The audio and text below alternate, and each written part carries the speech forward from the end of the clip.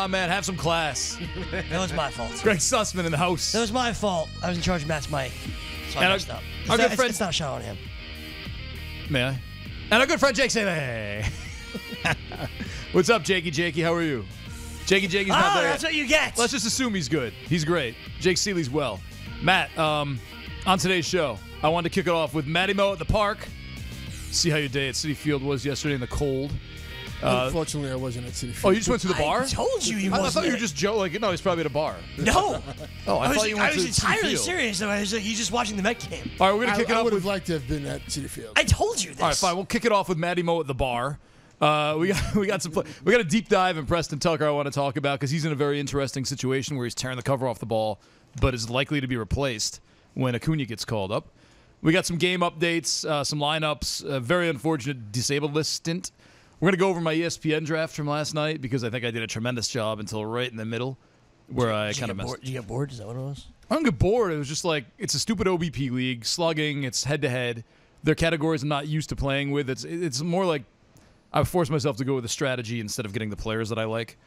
Virginia Zakas from Inside Injury is going to join us in the second segment. We got a long list of players. Greg and I argued in an Uber yesterday about who we should put on the list. So I wanted to put players like Jacoby Ellsbury and Aaron Hicks, and Nano was like, "We need Brandon Finnegan," and I was like, "Look, I think Amir Garrett's getting in that rotation sooner than later, so I wouldn't be worrying about Brandon Finnegan." I just want Brandon. I think Brandon Finnegan's a very intriguing head. Double shoulder surgery. He's really he's flamethrower, a lot of strikeouts. But that's why you should just be staying away. And if after a few starts, when he finally does, it'll be too late.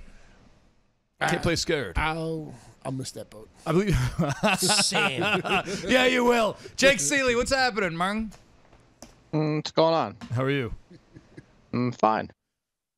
All right, thanks, Jake. Great to hear from you as always. All right, Matty Mo at the bar, watching the Mets game yesterday. Give us some takeaways. Actually, I didn't get to watch it till later on, but that Facebook experience, not so good for me. I wasn't down with it. After I finally hacked my wife's Facebook account and got in and all that good stuff. Maybe it was the John Kruk and who's the guy? That Braun That's Cliff Floyd. Scott Braun. Ryan Braun. Scott Braun. Yeah. Cliff Floyd, I love hearing him talk about baseball. I don't want to hear Cliff Floyd talk about fantasy, but Cliff Floyd talking about baseball is always fun. He's also one of the sharpest dressed baseball announcers or studio guys. It's always nice to be sharply dressed. Of course. Right? When I used to go, I had to go to locker rooms. I remember looking around. I'm like, dude, you guys are in a locker rooms. You watch those movies, with Robert Duvall on the typewriter. You're like, I'm wearing my suit. And these dudes are in jeans and untucked polo shirts with a collar kind of. Are you calling out the king? It's not the king. No, actually, I've seen Scott get dressed up for locker rooms. He does. Yeah, he doesn't do the schlubby thing. He actually gets a little dressed up. Interesting stuff out of the Mets game today. Jakey. Two things. Michael Conforto is back, and they immediately put him in the leadoff spot against Steven Strasburg. Secondly, the Nationals are doing the weird thing where they're batting the pitcher eighth. But they put Michael Taylor in ninth. It's not the catcher. Michael Taylor's got 3 stolen bases. But that's why he should be batting ninth. But I mean, he's ahead of Eaton. He's ahead of Harper. I mean, he's got.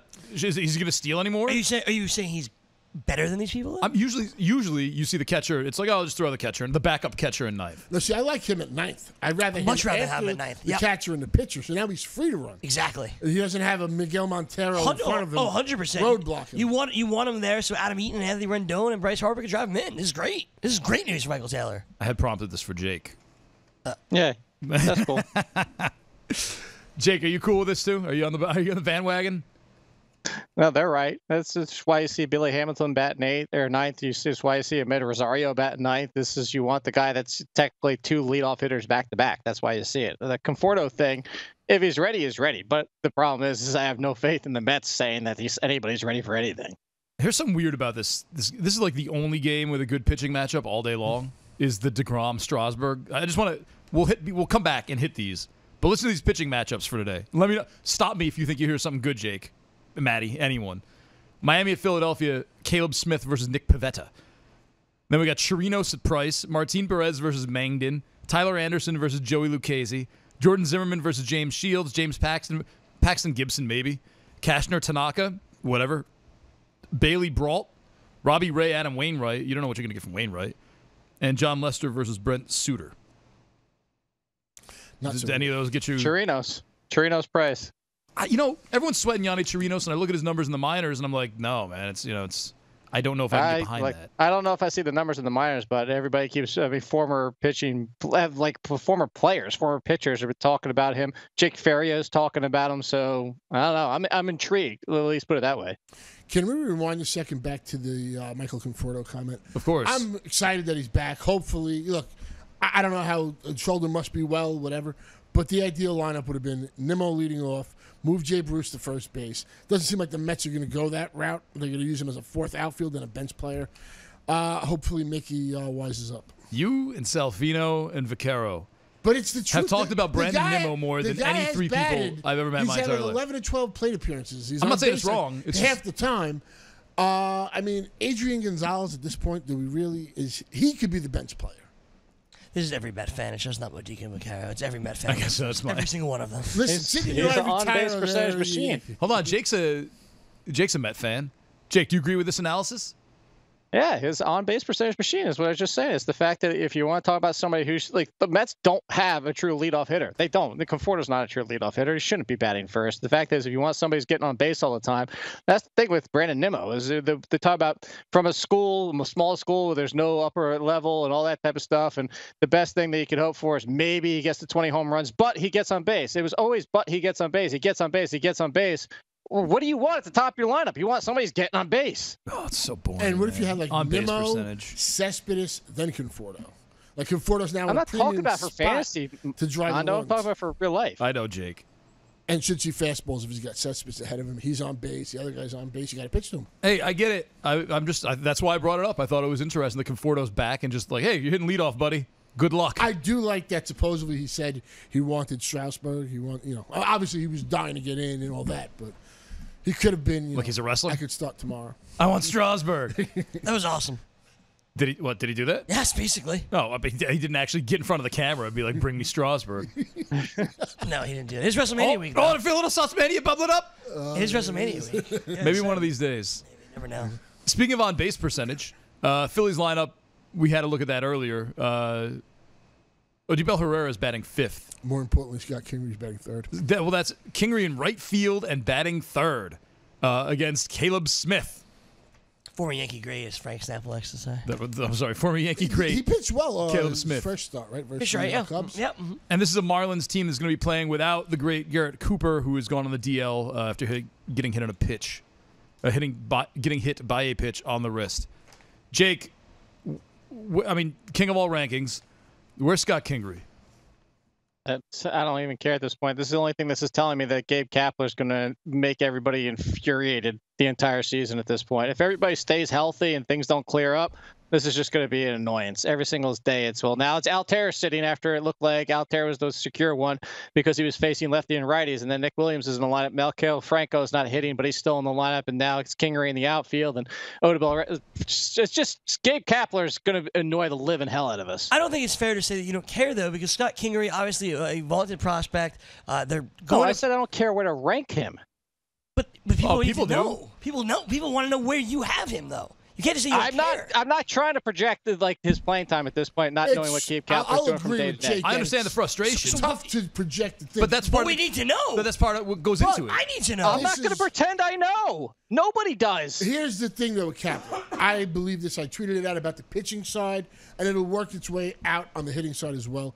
Self-preservation will force him to do and have.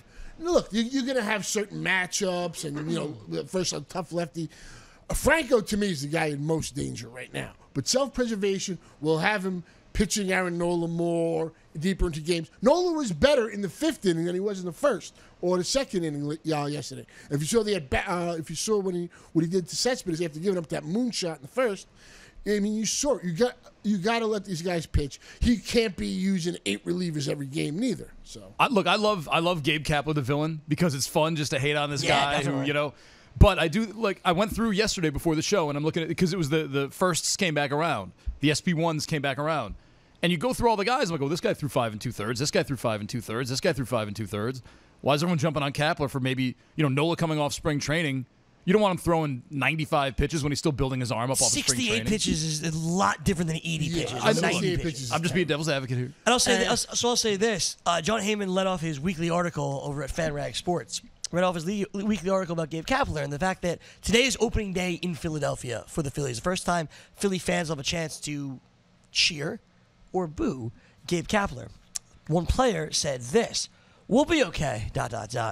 We just need the manager to get out of the way." That's awesome. That's pretty savage. Jakey, how do you feel about that? And he's a former player, too. Oh, yeah, It's not like this former nerd who Former just showed model. up. He was on the cover of Italian Vogue, Gabe Kapler. Why wasn't it Israeli Vogue? Because he's a Jew. Well, I don't know. Maybe he's half Italian, Greg. I don't think he is. I don't know. Jake, do you know anything about his lineage? No.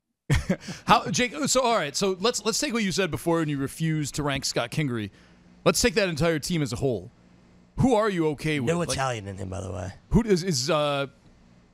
knows? Maybe the Italians just like him. Maybe it's just they're like, hey, look at that good-looking Jewish Maybe he man. married. so. Maybe he married an Italian. Jake, I lost my train of thought. Who do you feel safe ranking? Like Carlos Santana seems like he's safe to rank. All the pitchers. There's only two people, Santana and Hoskins. The rest are just screwed. Not Cesar Hernandez.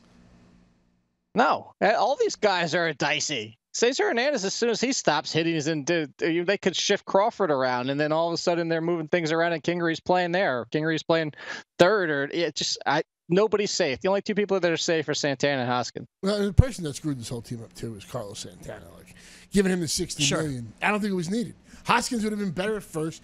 You took away really athletic outfielders there, and Williams and Altair, and look. I don't even think Alfaro's safe because Alfaro can't hit.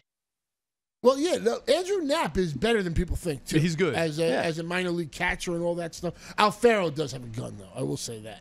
I mean, he's got a gun, and when he does make contact, he can drive the ball. But what does that mean to Gabe Kapler, right? Like, it seems like if it's not statistically measured with the velocity coming out of his arm. Showing back something that he will chuckle at in a moment. I hope it's nothing that children in the restaurant can't see. That was one of the greatest Greg things Sussman today. pointing his computer screen directly out to where all these kids are sitting. His Wikipedia page. Oh, all right, cool. It was a line on the Wikipedia page that Matt Modica I thought would chuckle at, as I did while looking up Gabe Kapler facts. Okay. Should I read it out loud? I don't know. Is it safe? It's his Wikipedia. All right, go ahead. In a clubhouse poll, it was once revealed that 25 players on the Red Sox, of the 25 players on the Red Sox, 24 of them were Republicans. The only one that wasn't was Gabe Kapler. So I showed that. It to Matt shows Modica. Gabe Kapler has no idea what he's doing. And that's why I passed it on to Matt Modica for that comment right there. Okay, moving along, because we got Virginia Zakas from Inside Injuries joining us in about 5 minutes. We got to hit a break right before that. Jakey, we talked a little Marcus Thames yesterday. Everyone was down on it except Eric for me. Thames. What? Eric Thames. Oh, what did I say, Marcus? Yeah, I meant Eric. My bad. Well, that's why I didn't revert. DraftKings save everybody from themselves yesterday? Because all I saw on Twitter was, "Oh my God, I can't get Thames in, and I'm going to sue DraftKings." And This still should have been able to Carlos get him in. I Martinez. don't know. Really? Happened. I didn't see it. I kind of have terms muted, and I stopped following people because I just can't anymore. But Christian Yelich hurt. Is this the door opening a little bit, Jakey? No, I obviously would open up the situation, and then probably you don't need Ryan Braun playing first because he's going to stay in the outfield if they don't have Yelich out there. But you just have to see how long-term this is. There's reports saying that, Yelich could be back by the weekend, so we'll have to see. Adam Eaton leads off the game with a double, by the way. Oh, nice. A little update for you. Do we got anything else going on there, Greggy? That's it. I got a Daily Roto alert. Okay. No one told me to stop reading the Daily Roto alerts on air. So if you like these, go sign up for dailyroto.com. It is the Padres-Tigers lineup. Nope. Padres, Tigers, White Sox, and Twins lineups are all in. You want me to read something to you? Yeah, do you want to go ahead? Yeah, let's do it. No, go ahead. Which one do you want first? Let's do, I don't know. I'd say White Sox. Padres, Tigers, White Sox, Twins. Padres. No, but go ahead. Do White Sox. All right. For the White Sox, Yohan Moncada leads God bless off. you. God bless you. A little bit different, Jake. I know we kept saying, it's the same lineup as always. But no, it's not.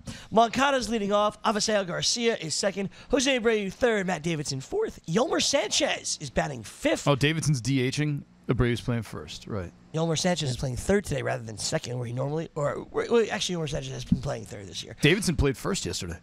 Really? Yeah. Lurie Garcia? It's not Lurie. Is that Lurie, right? I think it's Lurie. No, it's not Lurie. Jake? We learned that last year, that it's not Lurie. I only learned that Pull it it's up, but I don't know off the top of my Avisail. head. Avisail, I knew that. I remember because the two of them were mashing last year, and I learned that it wasn't just Lurie. It was annoying. Tim Anderson is destroying the ball, and you're batting him 7th. Okay, but It's Leori. Leori. Yeah, it's 3 syllables. See? Leori. I knew Like it. cousin Leori. I knew it. over No, under hey, on Greg, we didn't say it's always the same. I was saying that you couldn't name it. I did, though. I got there. Outside Nicky Oh, but Delmonico. Tim Yeah. Anderson the last calendar. Who's not in the year. Who's lineup? not in the lineup today. Because Leori Garcia is playing left field instead. He's batting 6th. Tim Anderson, as you said, batting 7th. Omar Narvaez is batting 8th. He's the catcher. And Adam Engel batting 9th. Who are they facing? What's it with the Garcias No, I of his mean, team who's- wanting the extra syllable in their name? I don't know, man. Who's facing? Martin Perez? No. That's, who's Zimmerman. pitching? Jordan Zimmerman. Oh, Jordan Zimmerman. That's Zimmerman versus Shields. That's going to be a good one. That's going to be a good one. Standard lineup for the Tigers, by the way. 2011. Yeah. Leonis Martin leading off, Heimer Candelario second, Miguel Cabrera, Nick Castellanos, Victor Martinez, James McCann, the catcher, Mikey Maddox 7th, Jose Iglesias 8th, and of course, Dixon Machado batting last. I mean, By the way, it's not Heimer. By the way, Not Heimer? no, it's Jamer. Really? come on. I think he's messing with us at this point. I'm serious. It's Jamer. It's J, like at the hard enunciation on the J. It's Jay. Jamer. We've been saying Heimer Candelario since Years. Yeah, Hey, we're saying it since he was 12. years. J-A-Y on the letters Since he used to of his call in. He said this is Heimer from Detroit. It is Jamer. Wow. Holy crap. All right, name. Bad job by you. Mind blown. Jake Checker, I'll the be beast. back in 20 minutes.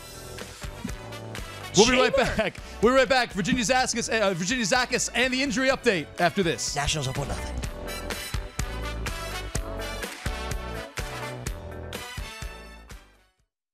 Hello, friends. If you want to win at fantasy sports, wouldn't you listen to people who have already won at fantasy sports? I'm going to tell you about DailyRoto.com. Don't be intimidated by the DraftKings and FanDuel Sharks, even the fantasy draft sharks. The guys at DailyRoto.com have not only won $1 million amongst one of the writers, but they've created 3 others. That's 4 people who have won millionaire contests from this content alone. Don't be fooled by screenshots talking about $25,000 winners from other places. Go to DailyRoto.com where they have a proven track record of creating millionaires. DailyRoto.com.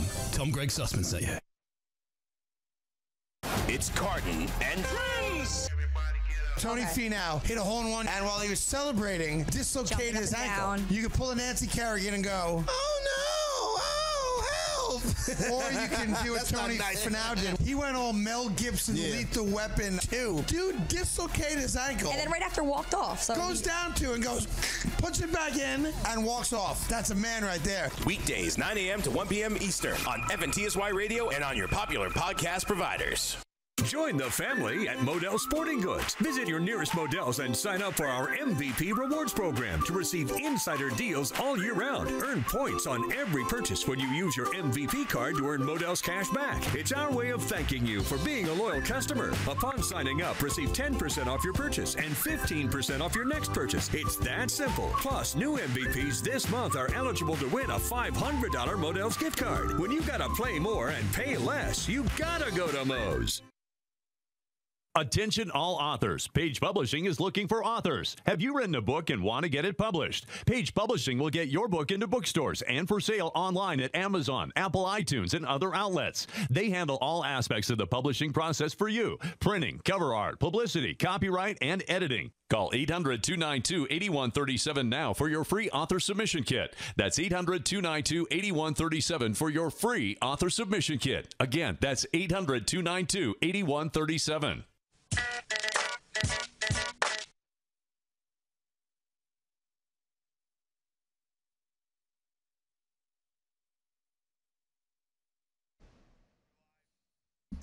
Yeah, welcome back, everybody. FST Fantasy Sports today here on the Fantasy Sports Radio Network, the Fantasy Sports Network, YouTube, Twitch, Periscope, Twitter. You name it, we're live on it. So get excited. Matt Medica, Greg Sussman, Jake Seeley. I'm Nano DeFino, and we are joined by Virginia Zakas. Jake's dropping. He's going to let us handle this. Cool. Virginia Zakas from Inside Injuries. Check out the app, Inside Injuries. Go check it out at insideinjuries.com. It's excellent, or else we wouldn't have them on air. So, Virginia, welcome to the show. What's going on?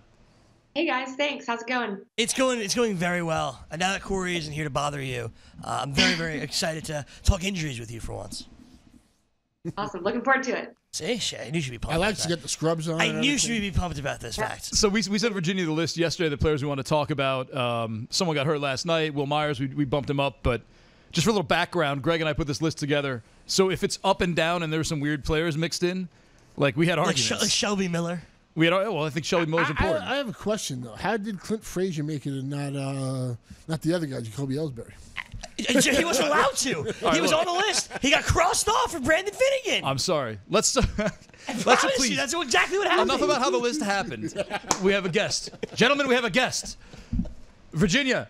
Saw Wil Myers. I did a draft last night. Wil Myers was suddenly on the disabled list, like it happened during the draft. Can we get into like what to expect from this? Anytime we see nerve issues, it doesn't seem as clean cut as like a forearm stiffness or anything like that. It's a little out there. Can you help walk us through it?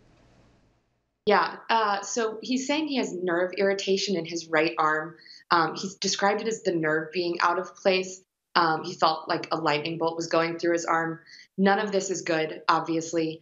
Anytime you're dealing with a nerve issue, there's probably going to be recurring problems. So if he rests now and takes 10 to 14 days off, it'll probably improve in the short term. But long term, it's not going to be surprising if he continues to have issues with his right arm. Don't be surprised if eventually he ends up having surgery on it too, especially if this issue is with the ulnar nerve, which is in the elbow. That would be very concerning. But yeah, not looking great. Should be able to return in a couple weeks, but definitely looking at some long-term issues here as well. I have a quick follow-up. When you say the ulnar nerve, a lot of us know that from the UCL, which leads to Tommy John surgery. How related to this is the surgery? Wouldn't be Tommy John, right? It would be something on the nerve, or yeah, correct. It'd be something to address the nerve. Usually, recovery time, I believe, is around 3 to 4 months following that surgery. Also, not as serious because he's not a pitcher, but they can like reposition the nerve. There's different things they can do. Next time Anand is on, you'll have to ask him for the details. But different from Tommy John surgery, not a ligament issue, just with the nerve, as far as we've heard right now. That's so terrible news for Wil Myers. That's good. Yeah, that's pretty the only word.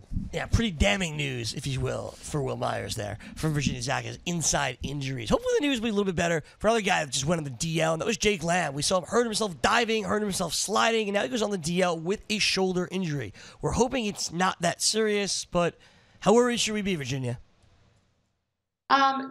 Not too serious. He dropped to an elevated injury risk, but he's not high risk. We're showing he needs 1 to 2 weeks to recover, especially because it's his left shoulder. It's an AC sprain, which can be painful for a few weeks, but doesn't really come with much long-term concern. There doesn't seem to be any damage to the rotator cuff or the labrum or anything more serious like that. So I think once he's activated from the DL, he should be good to go. By the way, I can't see the TV in the studio. Yes. Is kind of tilted. I can't say if that's an awesome T-shirt or awesome scrubs. Scrubs. Those are scrubs? Scrubs. That's awesome. The inside injury scrubs. Yeah. Yep. We want some. I think Corey I'll asked talk her. about I think it. Corey asked her Yeah. for this already. Oh. Yeah. Maybe we get some small ones to dress up the skeleton. That'd be cool. That'd be cool. Can we talk about the often injured Aaron Hicks, but supposedly might be back beginning of next week? No, they didn't want him on the list either. Yeah. So right now he's dealing with a strained right intercostal muscle. I don't know if you remember last year he had a right oblique strain and a left oblique strain. All of these core injuries are a sign of, more serious issues. Even if he comes back from this one within, a week or two, it won't be surprising if he continues to have issues. There's probably something in his swing. The broad swing that he has or the power he tries to hit with that's leading to these muscle strains. So even though this one is pretty mild, he unfortunately has a long history of these injuries, and it would not be surprising if he continues to have them the rest of the season. I'm just going to skip the line and bring my guy up because I want to know. Go anywhere you want, If it's cool, Virginia, Brandon Finnegan, to me, is one of the more intriguing. I mean, he had a couple shoulder issues on opposite shoulders, came out and said, I'm feeling great. This is the best I felt. And then got sidetracked in spring training. And I basically have him on every team. I think he's a fireballer. I think he can strike out a lot of people. I think he fits nicely in that rotation. What can you tell us about when I can expect Brandon Finnegan back? So he was hurt March 11th, and our analytics are showing about a 5-week optimal recovery time. So within the next week or two, it's realistic to see him back and playing pretty well. Right now, we still have him as a high injury risk, so it wouldn't, especially because he had that shoulder surgery to repair the torn labrum. Now he has this bicep strain, but his health performance factor is above average, which tells me that he should be healthy enough to go out right now and pitch pretty well. But again, 5 weeks, so around mid to late April, we think he should be good to go. Virginia, can I just ask, like, when you talk about a bicep strain, and I've had this problem with a forearm before. Like, I think my forearm's, closer to my wrist and my elbow, but really in terms of medicine, I guess, and injury, it's kind of closer. It's like the precursor to Tommy John when you have the elbow strain. When I think biceps, I think, like I make a muscle and there's my bicep. Is it really that, like just that, or is there, more connected to the shoulder area when we talk about biceps, or maybe even down by the elbow? It's not just like where I make my muscle, that's my bicep and it hurts, right? Yeah, a lot of the time it's more closely tied to a shoulder injury, especially if it's the biceps tendon, because that goes and attaches in the shoulder. I haven't been able to find exactly where his bicep strain is located, but most of the time, especially with a pitcher, it's closer to the shoulder. All right, there you go. Thank you. I'm good with Brandon Finnegan. You guys can do the rest of this. Thank you. Virginia Zakas, Inside Injuries. We continue on here, Virginia. And for me, I was real pumped about Delino DeShields being able to just steal base after base for me this season. That lasted 0 days as Delino DeShields immediately went on the disabled list where, he's going to be out for quite a while. How soon can fantasy owners expect Delino DeShields to return to the lineup? Yeah, so they're saying 4 to 6 weeks. Our analytics are showing about 5 weeks. This is not a very serious surgery. Right. When they go in, they basically just remove the hook of the hamate. Within 5 weeks, he should be good to go without many lingering effects. As far as surgeries go, it's pretty simple. It's kind of scary because it's an injury to his hand, but it's his non-throwing hand, and it shouldn't really affect his power or anything when he comes back. Mark Melancon starts the season on the DL, coming off of a big surgery. I've been kind of off this guy. I went heavy after the guy that replaced him, Hunter Strickland. So what is the prognosis on Mark Melancon? Yeah, before the season, we were saying to stay away from him, and that was even before he had this latest flexor strain come up. He's just had so many issues with his elbow and forearm and just pitching arm in general. He was on the DL last May and June with tendonitis in his elbow and a pronator strain. Then we know he had that surgery in September on his forearm. All of these are related. They're slightly different locations, but it's not looking good for him. He's still high risk. He probably will remain a high injury risk for at least the next few months. An MRI just showed inflammation, so thankfully it doesn't sound like he's dealing with anything structural, but it's not good. I don't think we can expect many consistently good performances from him this year. I'd like to keep it with another closer, if we may. Yeah, do it. Zach Britton. Yeah. Amazing pitcher. He had a sub-1 ERA a couple of years ago. It's the Achilles. It has nothing to do with his arm. It's lower body. I see reports that he's running. Can you just give us an idea of how much longer he might be out? And then B, when he comes back, is this? I know we've talked about this before on the show, but is this something where he might overcompensate somewhere and hurt something else, and we should be worried about? I'm assuming he's probably high injury risk, but we shouldn't assume. Could you just give us a little color on Zach Britton, please? Yeah. So right now he's still a high injury risk. We're showing a recovery time around 6 months. So that would mean a return in June, which is what the Orioles are saying right now that he's targeting. So far, everything's gone well. He's out of his walking boot. He started to ramp up his workouts. But throwing off of the mound is going to be a big test just because that places some added stress on the Achilles. But if he's out that full 6 months and slowly starts to pick up his throwing program again, he should be good to go. It's always possible he deals with some tendonitis and soreness along the way. So getting extra rest days, I think, is going to be important for him early on, not pitching back-to-back days. But by July, he really should be good and back to full strength. Talking to Virginia Zakas, Inside Injuries. And I usually make this personal about my teams because that's why I make the list for players. Yeah, I didn't let you do that. Yeah, so I asked you earlier about Delino DeShields, and you're saying, all right, surgery's not that big of a deal. He'll be back 5 weeks, give or take, which is cool. But before the season even started, I lost Salvador Perez to walking down or up the stairs or something of a lie of some sort. And it was very, very frustrating for me to feel like I got to steal in Sal Perez in the 14th round and then not even get him to go day one. When can I expect Salvador Perez to be back in my lineup? So we're showing a 6-week optimal recovery time.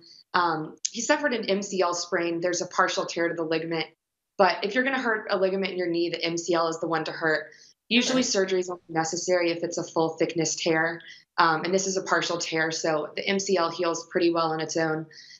If he wasn't a catcher, it could be closer to 4 or 5 weeks. But as a catcher, he needs at least 6 weeks to recover.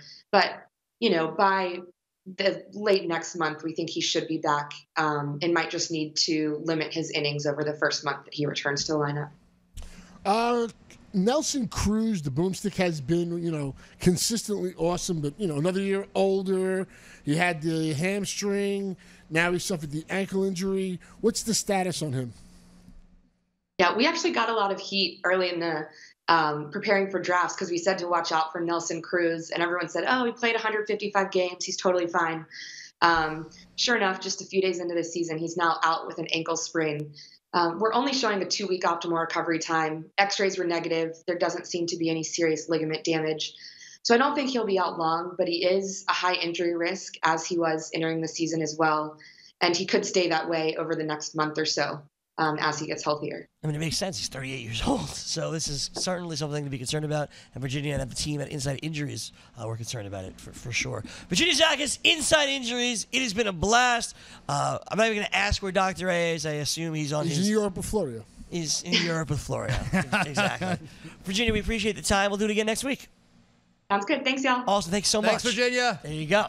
She's great. She's awesome. I like Inside Injuries a lot. I know we have monologue, but they're good. People should sit down with it for 10 minutes and study it a little bit. You learn a lot. Yeah.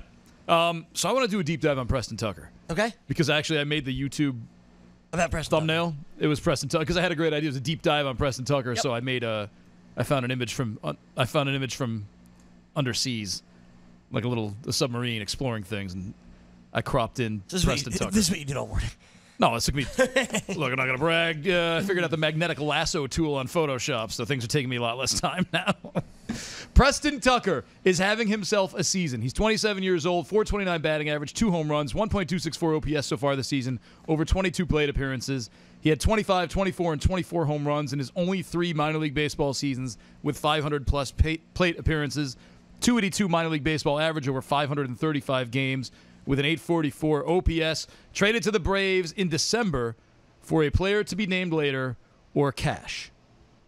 Preston Tucker is probably going to lose his job when Ronald Acuna gets called up, probably a couple weeks. But why is this like 8 days? I'm just telling you what people are saying downstairs. Why can't Nick Markakis take a seat on the bench? If this kid's That's really what I said. Nick Markakis could be, jettisoned. 35, soon to be 35-year-old Nick Markakis. I know he got all that money. Go ahead, man. Drop some knowledge on Preston Tucker and then Medika. No, well, I mean, look, a couple of years ago, the Astros were pretty high on this kid. Yeah. They got him for nothing. And look, just play it out. Look, if at some point he stops hitting, you can always go back to Nick Markakis. I mean, it's not like you're missing out. I know he hit the walk-off home run on opening day, whatever, Markakis. But, I mean, what is Nick Markakis? I mean, at least see what you have in this Tucker kid. Acuna better be up next Friday, though. Jake, what are your thoughts on what are your thoughts on Preston Tucker? I think it's a little bit lighter hitting Chris Davis with a K. So, somebody that probably over a full season top out around 30 home runs versus 40. But, that's somebody that's valuable. I'm with Matt. That's the thing. This is why I went back and, got fed up with it, but I'm fed up with Kapler because we can sit back and the Nimmo thing and this situation and the Phillies, and we can always say like what we think and play the armchair quarterback for baseball and say what we think is best, especially from a fantasy perspective. But sometimes that doesn't matter what the baseball team's going to do. I agree with Matt that sitting here we would say Preston Tucker should be in the lineup, Acuna should be in the lineup, and Markakis should be the one coming off the bench. Doesn't mean it's going to happen. So if you have them, I would enjoy it. I don't know that necessarily anybody's going to give you trade value for him. And the best thing you can just hope for is that he doesn't lose his job when Acuna gets called up. Well, there you go. I mean, like Jake says, Preston Tucker's not the kind. If you get him in a trade, you think the other person's trying to sell high and rip you off. You want to hear this, though? Nick Markakis has 24 homers over his last 2,000 plate appearances. That's not a good rate. That's not a good rate. And he went from 3 years ago batting .296, the season where he hit 3 homers, to .269 to .275. I mean, not like you're missing out. It's not like he's like right. Byron Buxton in right but field. he's an on-base percentage machine, and major league teams like that. Yeah, I hear you. I mean, if you're going to bring up Brandon Nimmo as a great on-base percentage guy, you can't discount Nick Markakis. He was batting cleanup, Markakis. He's not leading off on the team. Maybe they see something that we don't. Greg, if you're a Preston Tucker owner, let's say you're, I don't know, National League only, you got Preston Tucker, starting him as one of your 5 outfielders. What's your level of worry? My level of listen, when you either drafted Preston Tucker or picked him up before the season started, you expected nothing out of him, right? Like you did not expect anything. So he's probably your 5th outfielder, realistically. He might be your 6th or 7th. He was a 50th round pick for me in one league. So there you got him. So there you go. So anything you're getting right now of Preston Tucker as a 6th or a 7th or an 8th outfielder or whatever, 5th at best, is all to me. It's a goodwill, right? Like that's awesome. And if he goes away in a week or so, next Friday for Ronald Acuna, he goes away. Like it stinks because he's been so good over the last week, but it is kind of what it is. It's what you expected. None of it's a surprise. The surprise is if all of a sudden he starts playing over Nick Markakis. Not that he shouldn't. Not that I disagree with these guys, but it's a lucky surprise for you if you own Preston Tucker and you get him for more than in the next 8 days. To me, the better question is, people have waivers that run Sunday, obviously. Yep. Is Preston Tucker somebody that you even bother picking up? He's been really good, like you said, for the last week. Do you even bother picking him up? You know what was great this week in the main I own with Vlad? He put Preston Tucker out there, and I was like, we got him in our lineup. So, hey, shout out to Vlad. Vlad, Roto-Gut. All right. How much? Well, because he is playing in Coors this weekend. But now watch, he's going to go to Coors and not get like one hit, strike out like 7 times. Jake, before we hit break, how much money do you put on Preston Tucker in a 15-team mixed league this weekend? $3. 3? All right. That's more than I thought he would say. Same. Yeah. Same. All right, we're going to take a quick break. We're going to come back. We got Preston Tucker out of the way. We're going to talk about Madison Bumgarner's trade value and the draft I did last night. We'll be right back.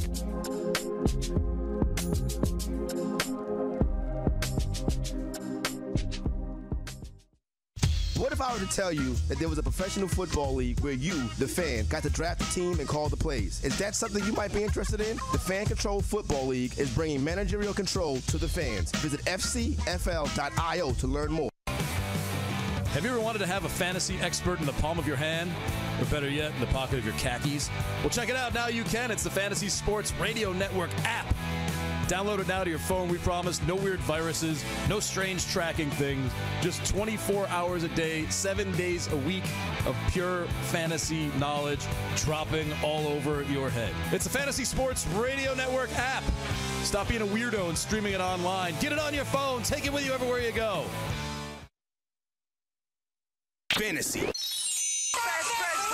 In Arizona, has the humidor had any noticeable effect? No, as I was going to say, I don't think we have any idea how it's playing yet because we don't know, 1, if they're tinkering with it, and 2, we've seen the home runs at the beginning. We're still going out like crazy, and then we've seen the reverse. I wouldn't say you can even put any weight into what the humidor is doing until the end of the month. In terms of sample size, he's absolutely right. The way that the ball came off the bat and the way that it sounded, Puig and Chris Taylor, they squared up a few pitches of Zach Godley, and it seemed like it just died on the warning track. Weekdays on FNTSY Radio and live on the Fantasy Sports Network YouTube stream. Thanks. I think someone has a crush on you. Okay, who? Let's make a game of it. One of these is a lie. He's 6'4". He collects stuffed exotic birds. He spends his free time trying to save lives. Are you talking about Kevin? Yeah! He's a registered bone marrow donor. Last week he got a call. He might be a match.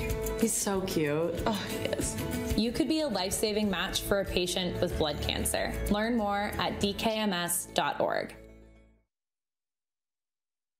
We're talking trash. Sweet, sweet trash. Make the argument that the Houston Rockets have no shot to represent the West in the NBA Finals. Mike D'Antoni has never, ever won anything as a head coach. No Italian has been president of the United States. Italians are not made to go all the way and come out on top. They're more of the second-rate citizens in the United States. Listen live on the FNTSY Radio Network and on popular podcast providers.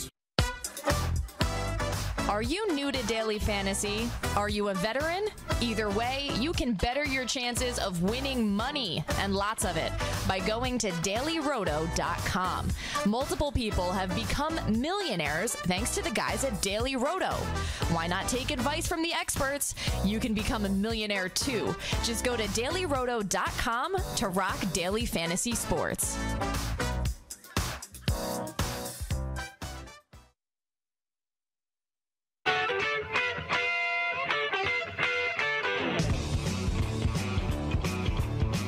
Welcome back, everybody. Fantasy Sports Today. Matt Medica, Jake Seeley, Reyes Osmond. I'm Not Fino. Thank you all for joining us. We are touched and deeply moved that you're here. Greggy, we got some lineups. We got some interesting crap in the Rocky. Man. Ryan McMahon, huh? Why not just ruin his career, right? Leading off for the Rockies is the $108 million man, Charlie Blackmon. They could have gave Charlie Blackmon 3 years, and I would have been fine with this deal. Like 3 years, $100 million for as good as he's been. Yeah.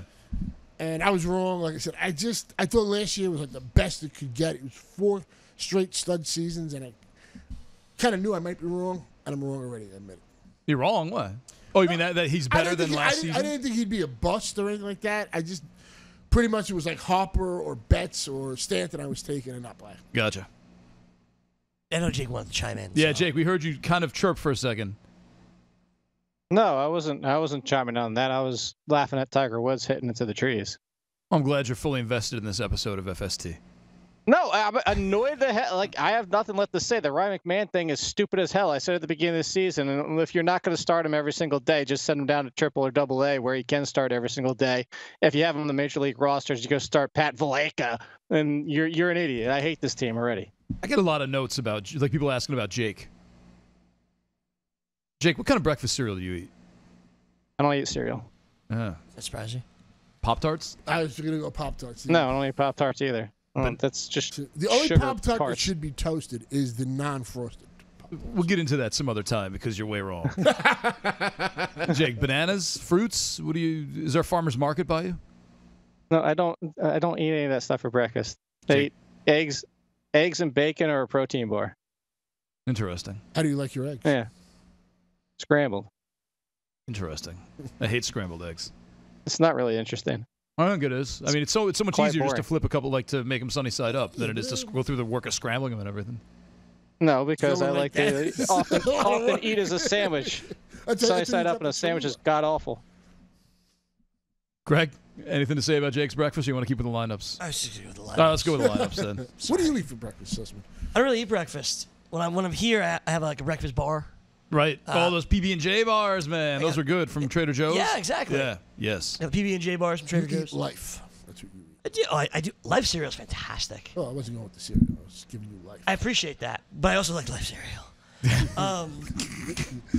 Not what I would Greggy have likes picked. it. Okay, back to the Rockies Charlie lineup. Blackmon I don't leads think off. I've met anybody who says that. No, whatever. You haven't met anyone great. DJ LeMahieu batting second. Nolan Arenado third. Ian Desmond, who's having a really nice start to the season, batting cleanup. Fifth is Trevor Story. Chris Ionata, the catcher, is sixth. Gerardo Parra batting seventh, playing right today. Pat Valaika batting eighth. And Tyler Anderson batting ninth. I just don't know why wouldn't you send Ryan McMahon What down? the hell was that? What's the problem, Jake? He's watching Well, golf Leishman again. almost hauled out from his second Jake, shot. all right. Let's just disconnect Jake. He's obviously not part of the show anymore. He doesn't want to be with us. We get it. It's the first day. I'm sorry, I'm paying attention to the Masters like everybody else and doing the show at the same Who time. cares about the Masters? What do you mean like everybody else? We are hosting a radio program talking about baseball. And I said I'm doing the show like everybody else. But you're I haven't missed screaming. anything. I think I'm going to regret not playing that Italian guy, but we'll see. Francesco Molinari. Yeah. Would you play? Did you put a lineup in? Yeah, I did put a lineup in. Did you do draft? And I have Leishman because he's from Virginia Beach.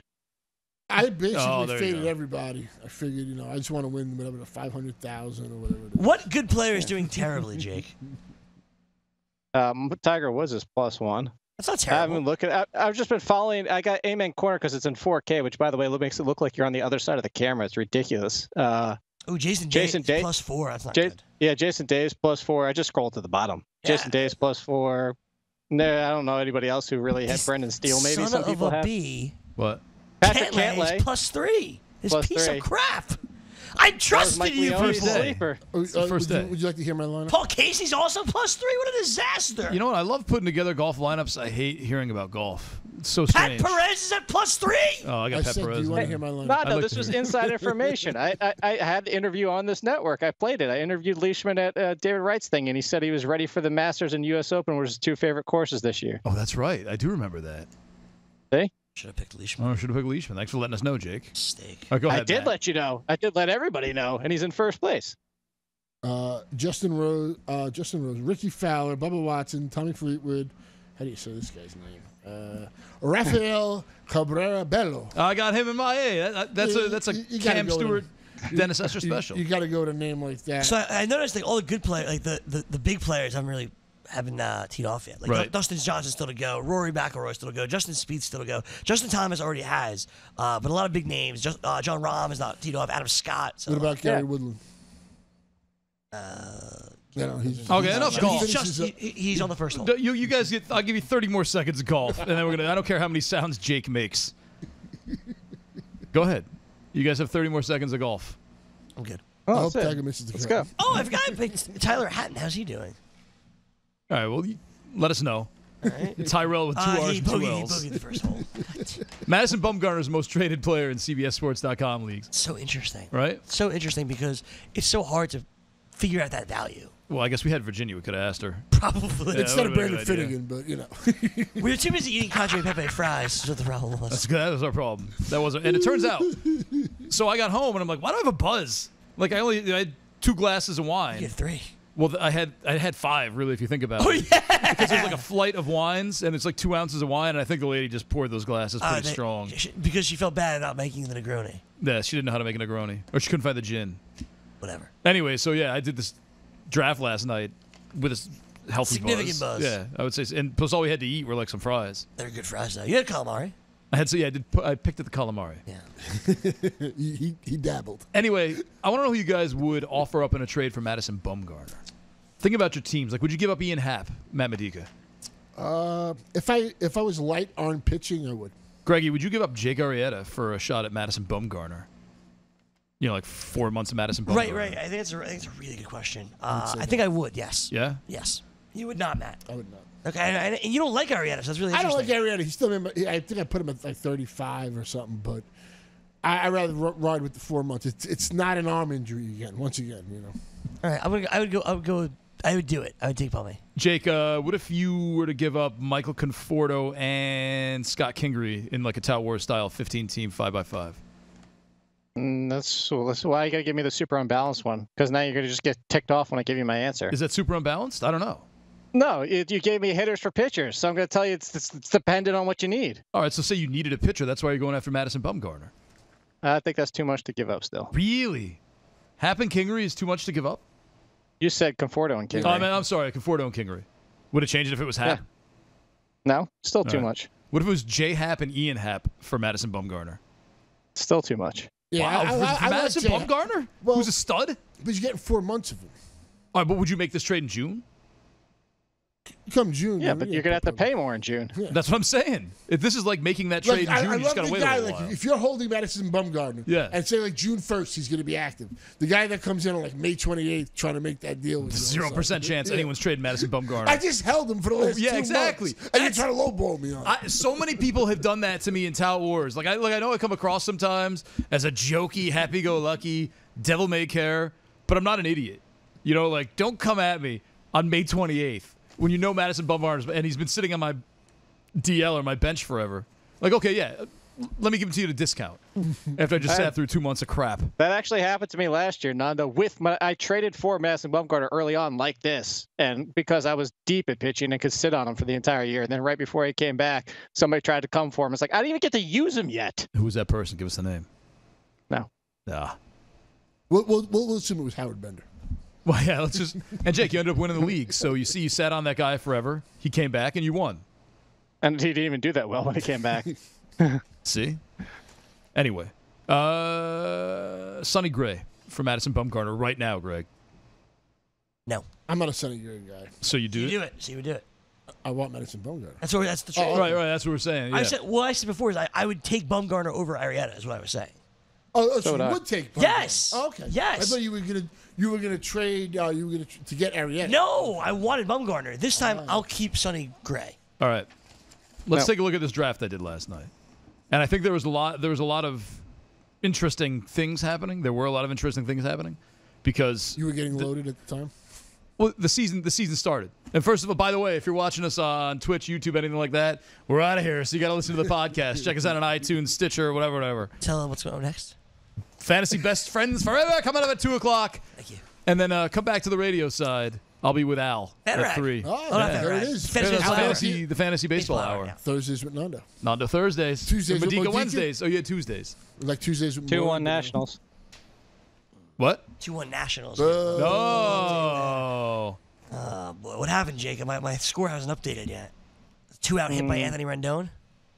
To the corner, and Adam Eaton scored hauling ass around the terrible throw. Terrible relay throw. They could have had him. He was out by like 10 feet if they would have got the throw on line. Wait, if Adam... Okay, gotcha. How's Michael Taylor doing in that 9-hole? I don't know because it's Adam Eaton and Anthony Rendon right now. I mean, you can look at a box score. He's over 1. All right.